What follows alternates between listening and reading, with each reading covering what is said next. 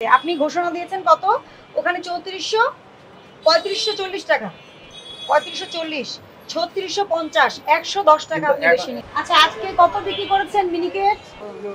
3930 টাকা বিক্রি করেছেন। সবচেয়ে দামি কি এটাই আপনার কাছে? আর এর তো দাম নাই আর। আচ্ছা, একটু ভাউচার দেখি বিক্রি করেছেন, প্রমাণটা একটু দেখান। ওটা কার মিনিকেট? মোজাম্মেলের মিনিকেট। আর রশিদের মিনিকেট 3340 টাকা। এটা কবে রেট?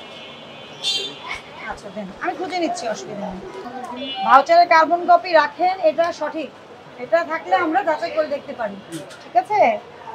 2830। তা আপনি 20 টাকা বেশি নিচ্ছেন কেন?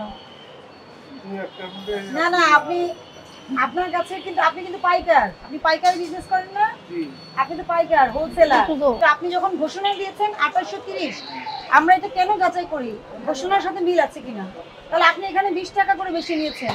এটা 50 কেজি, কোনটা এটা? জোড়া দেখান কোনটা? 3540। আপনি কত বিক্রি করেছেন বলেন? 3650। এটা কি সঠিক কাজ? আপনি ঘোষণা দিয়েছেন কত?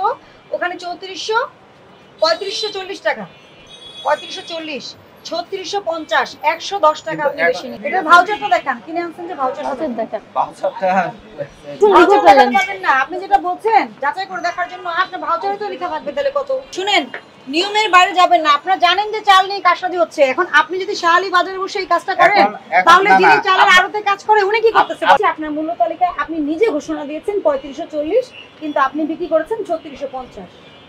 এবং এখানেও সেম, এখানেও 20 টাকা বেশি। এই যে ওই কথাটাই লিখবেন, সিগনেচার নেবেন। 2850। এটা আপনার ভুল হয়নি? হ্যাঁ, এটা ভুল। আপনাকে বুঝতে হবে, আপনি নিয়ম ভাঙলে তো হবে না। আমি সতর্ক করে আপনাকে 3000 টাকা জরিমানা করলাম, ভবিষ্যতে যেন সতর্ক হবেন।